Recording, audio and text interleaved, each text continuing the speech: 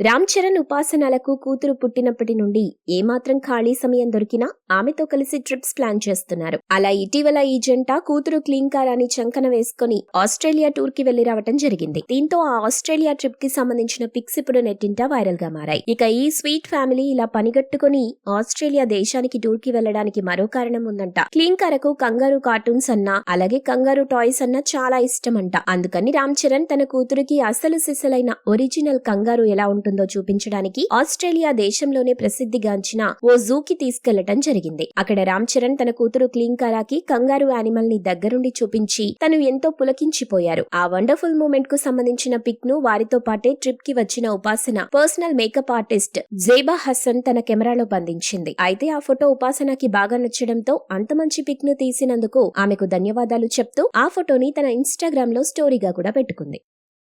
మీరు ఇలాంటి interesting news updates మరిన్ని తెలుసుకోవడానికి ఇప్పుడే మా ఛానల్ ని లైక్ చేయండి, ఫాలో చేయండి, సబ్స్క్రైబ్ చేయండి.